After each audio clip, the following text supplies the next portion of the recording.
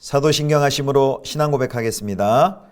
전능하사 천지를 만드신 하나님 아버지를 내가 믿사오며 그 외아들 우리 주 예수 그리스도를 믿사오니 이는 성령으로 잉태하사 동정녀 마리아에게 나시고 본디오 빌라도에게 고난을 받으사 십자가에 못 박혀 죽으시고 장사한 지 사흘 만에 죽은 자 가운데서 다시 살아나시며 하늘에 오르사 전능하신 하나님 우편에 앉아 계시다가 저리로서 산자와 죽은 자를 심판하러 오시리라.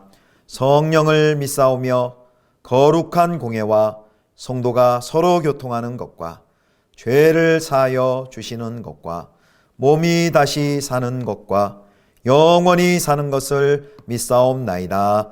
아멘.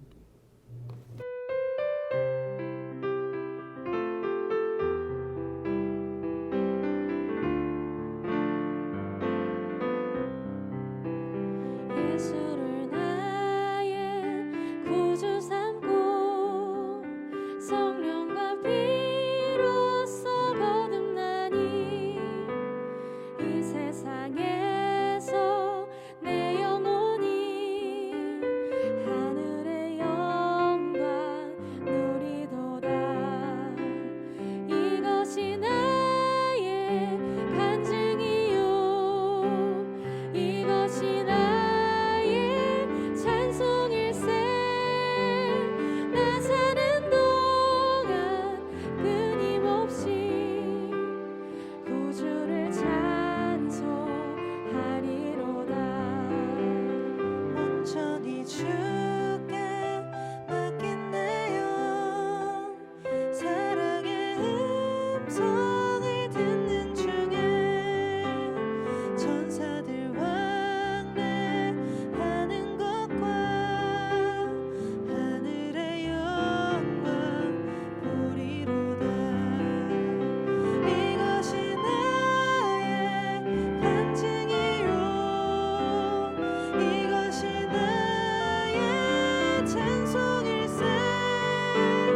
나 사는 동안 끊임없이 구주를 찬송하리로다.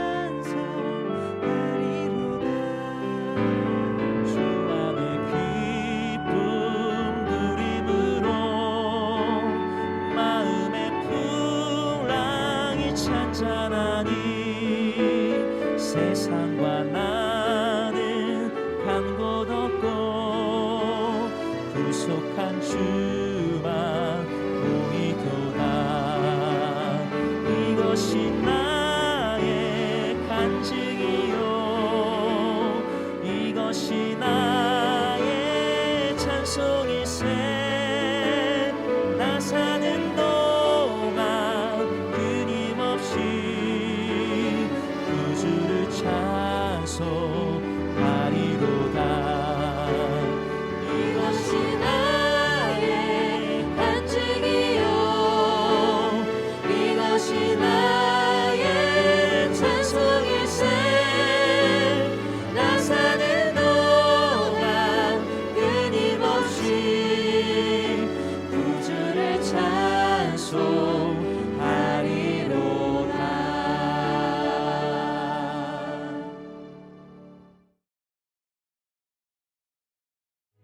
다니엘은 뜻을 정하여 왕의 음식과 그가 마시는 포도주로 자기를 더럽히지 아니하리라 하고 자기를 더럽히지 아니하도록 환관장에게 구하니 하나님이 다니엘로 하여금 환관장에게 은혜와 긍휼을 얻게 하신지라. 환관장이 다니엘에게 이르되 내가 내 주왕을 두려워하노라. 그가 너희 먹을 것과 너희 마실 것을 지정하셨거늘 너희의 얼굴이 처차하여 같은 또래의 소년들만 못한 것을 그가 보게 할 것이 무엇이냐. 그렇게 되면 너희 때문에 내 머리가 왕 앞에서 위태롭게 되리라. 환관장이 다니엘과 하나냐와 미사엘과 아사랴를 감독하게 한 자에게 다니엘이 말하되 청하오니 당신의 종들을 열흘 동안 시험하여 채식을 주어 먹게 하고 물을 주어 마시게 한 후에 당신 앞에서 우리의 얼굴과 왕의 음식을 먹는 소년들의 얼굴을 비교하여 보아서 당신이 보는 대로 종들에게 행하소서. 그가 그들의 말을 따라 열흘 동안 시험하더니 열흘 후에 그들의 얼굴이 더욱 아름답고 살이 더욱 윤택하여 왕의 음식을 먹는 다른 소년들보다 더 좋아 보인지라. 그리하여 감독하는 자가 그들에게 지정된 음식과 마실 포도주를 제하고 채식을 주니라. 하나님이 이 네 소년에게 학문을 주시고 모든 서적을 깨닫게 하시고 지혜를 주셨으니 다니엘은 또 모든 환상과 꿈을 깨달아 알더라. 왕이 말한 대로 그들을 불러들일 기한이 찼으므로 환관장이 그들을 느부갓네살 앞으로 데리고 가니 왕이 그들과 말하여 보매 우리 중에 다니엘과 하나냐와 미사엘과 아사랴와 같은 자가 없으므로 그들을 왕 앞에 서게 하고 왕이 그들에게 모든 일을 묻는 중에 그 지혜와 총명이 온 나라 박수와 술객보다 10배나 나은 줄을 아니라. 다니엘은 고레스 왕 원년까지 있습니다. 성도 여러분, 좋은 아침입니다. 오늘도 하나님의 은혜와 평강이 가득히 넘치시기를 축복합니다. 오늘은 다니엘서 1장 8절에서 21절까지의 말씀으로 지킬 결심이란 제목으로 함께 하나님 말씀 묵상하겠습니다. 오늘 본문에는 다니엘과 세 친구들이 왕이 준 그 포도주와 음식을 거절하는 내용이 들어 있습니다. 다니엘과 세 친구가 오늘 8절에 보면 뜻을 정하죠. 우리 8절 말씀 함께 볼까요? 다니엘은 뜻을 정하여 왕의 음식과 그가 마시는 포도주로 자기를 더럽히지 아니하리라 하고 자기를 더럽히지 아니하도록 환관장에게 구하니. 왕이 주는 음식 그리고 포도주로 자기 몸을 더럽히지 않겠다고 이제 결심한 것입니다. 여기 이제 자기 몸을 더럽히지 않는다라는 것은 음식 규정을 준수함으로써 자신을 이방인들로부터 구별하고 하나님 백성의 그 정체성을 지키겠다라는 그런 결심입니다. 왜냐하면 왕이 주는 그 고기와 포도주는 먼저 신들에게 바쳐진 부정한 음식이었기 때문에 율법을 어길 수 있는 그런 위험이 있었습니다. 뭐 이런 음식 가지고 그런가라는 생각을 할 수 있었지만 다니엘이 이렇게 음식 문화 하나도 타협하지 않는 이유가 있습니다. 그것은 작은 틈이 큰 뚝을 무너뜨리듯이 작은 타협이 그들의 하나님 백성의 정체성을 무너뜨릴 것을 알았기 때문입니다. 자, 왕의 음식과 포도주를 거절하는 것은 쉬운 일이 아닙니다. 그것은 목숨을 건 반항입니다. 자칫 반역으로 여겨져서 그들이 처벌받을 수도 있는 일입니다. 그러나 다니엘과 그 세 친구들은 율법을 어기면서 바벨론의 풍요를 누리기보다는 하나님을 성공할 기회를 잃더라도 하나님 백성의 정체성을 지키고 하나님의 말씀을 순종하기로, 하나님 말씀대로 살기로 결심을 했습니다. 하나님을 부정하는 이 세상 속에 살아가면서 하나님 백성으로 살려면 이렇게 손해와 또 피해를 무릅쓰고 또 세상의 질서와 통념을 거슬러야 하는 용기가 필요합니다. 마치 그리스도인들은 그 물살을 거슬러서 올라가는 연어와 같은 그런 존재가 되어야 합니다. 자, 하나님 나라의 백성처럼 살기 위해서 뜻을 정한 다니엘과 세 친구들처럼 우리가 정해야 할 뜻은 무엇일까요? 우리가 거슬러야 할 세상의 어떤 통념, 관습, 그리고 시대의 정신, 가치들은 무엇일까요? 우리가 이 아침에 곰곰이 묵상해 보았으면 좋겠습니다. 자, 이제 하나님께서는 환관장을 움직여서 다니엘에게 은혜와 긍휼을 베풀게 하셨습니다. 그러나 이제 환관장이 다니엘과 세 친구들에게 호의적인 마음이 분명히 있었지만 다니엘의 요청을 그대로 들어줄 수는 없는 일이었습니다. 왜냐하면 왕의 신하로서 왕의 명령을 또 충실히 그가 수행해야 할 의무가 있었기 때문입니다. 그리고 자칫 다니엘의 요구가 환관장의 목숨을 위태롭게 할 수도 있었습니다. 10절 볼까요? 환관장이 다니엘에게 이르되 내가 내 주 왕을 두려워하노라. 그가 너희 먹을 것과 너희 마실 것을 지정하셨거늘 너희의 얼굴이 초췌하여 같은 또래의 소년들만 못한 것을 그가 보게 할 것이 무엇이냐. 그렇게 되면 너희 때문에 내 머리가 왕 앞에서 위태롭게 되리라 하니라. 다니엘과 세 친구들이 요청한 걸 들어줬다가는 자칫 환관장의 목숨이 위험할 수도 있다. 자신의 목숨이 위험할 수 있다라는 이야기죠. 그래서 다니엘은 몸을 이렇게 살리는 환관장에게 자신의 제안이 거절당했지만 포기하지 않습니다. 그리고 다른 대안을 제시하죠. 자신의 요구가 받아들여지면 왕 앞에서 자기와 또 자기 친구들의 혈색이 좋아야 함을 다니엘이 알았습니다. 그래서 환관장, 다른 사람도 위험에 빠뜨리지 않고 그리고 왕의 음식과 포도주도 먹지 않을 수 있는 창의적인 대안을 생각해냅니다. 그래서 12절 13절에 나와 있는데요. 10일 동안 왕의 진미 대신에 채소와 물을 먹은 후 자신들의 상태를 왕의 진미를 먹은 사람들과 한번 비교해 보게 합니다. 자, 하나님을 부정하는 세상에서 하나님의 백성답게 살려면은 대안을 갖고 제시하는 지혜가 필요합니다.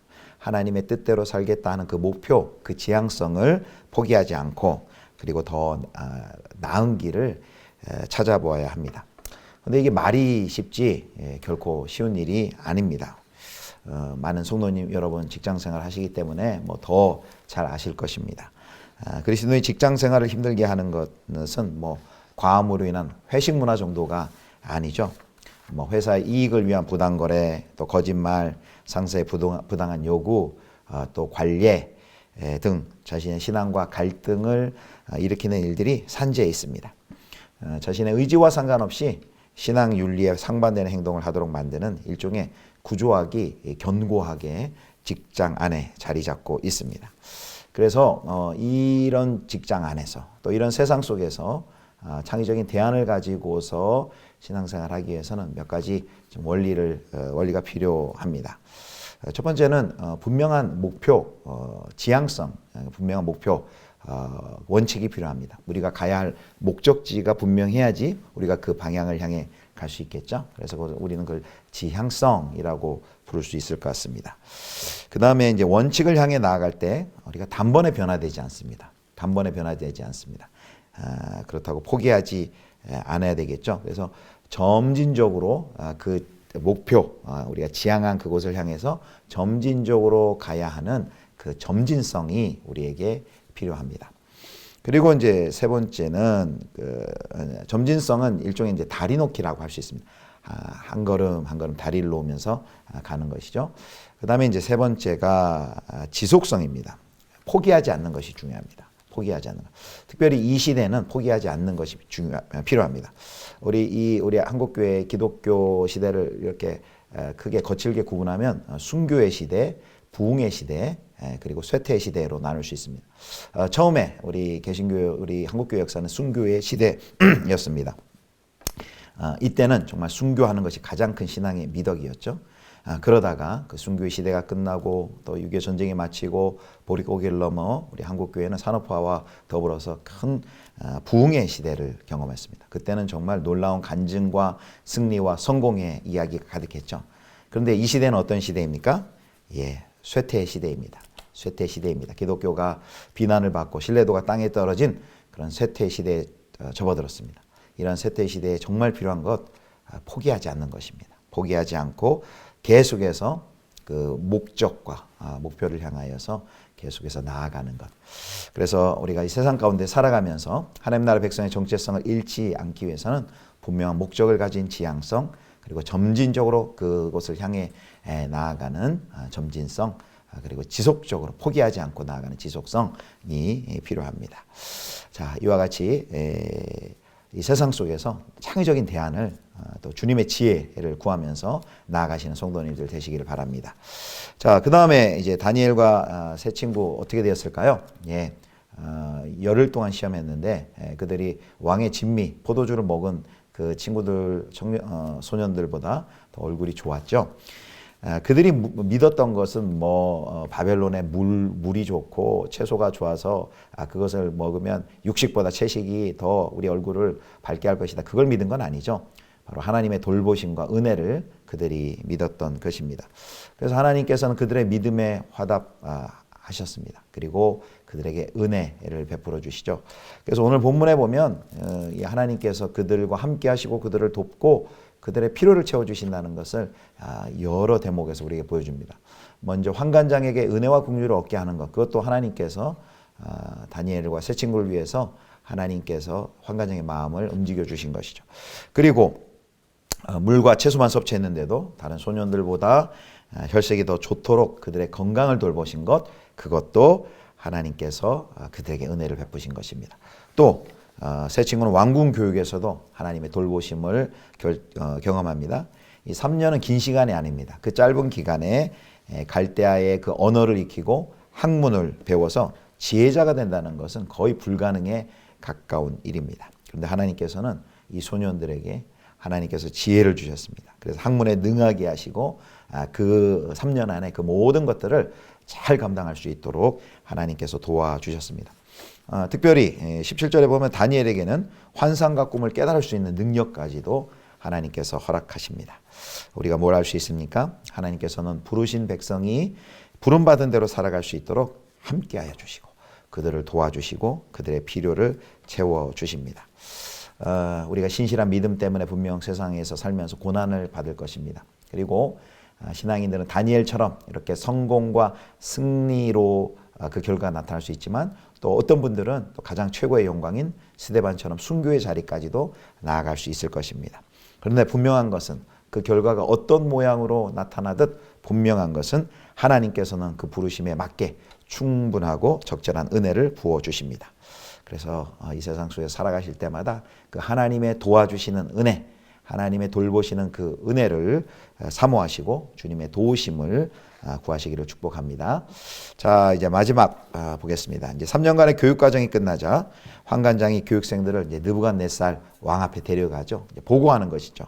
자, 왕이 물어봅니다. 뭐 어떤 것을 물어봐도 척척 답변을 잘합니다.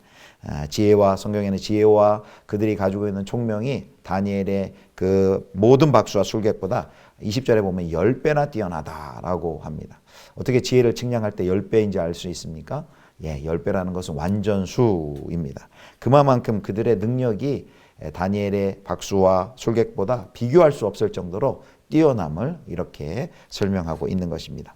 그래서 왕은 대화를 통해 이 유다 소년들이 탁월함을 깨닫고 그들을 왕 곁에 두고 왕을 도와 바벨론을 섬길 수 있도록 그들을 세웁니다. 자, 이스라엘의 하나님께서 소년들에게 주신 그 학문과 깨달음과 지혜 앞에 바벨론 종교의 초라함이 드러나는 대목입니다. 하나님이 주신 그 지혜와 총명과 그리고 꿈을 해몽할 수 있는 능력을 가진 자들이 아니면 이제 바벨론을 운영할 수가 없습니다.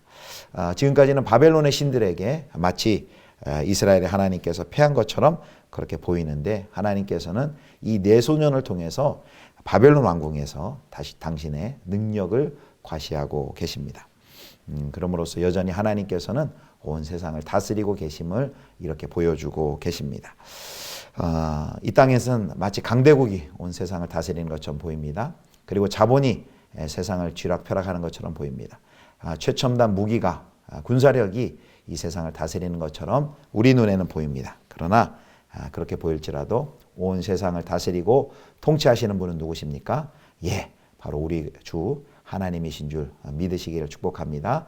그 신실하신 하나님, 온 세상을 다스리시는 그 하나님을 굳게 의지하고 하나님 나라 백성의 정체성을 잃지 않도록 마치 물살을 거슬러 올라가는 연호와 같이 하나님 나라 백성다웠게 주님의 은혜를 사모하며 주의 지혜로 살아가시는 우리 성도님들 되실 수 있기를 주님의 이름으로 축복합니다. 기도하겠습니다. 하나님 아버지, 우리를 넘어뜨리려고 하는 이 세상 속에서 늘 하나님의 지혜와 도우심을 구하는 저희들 되게 하여 주옵소서.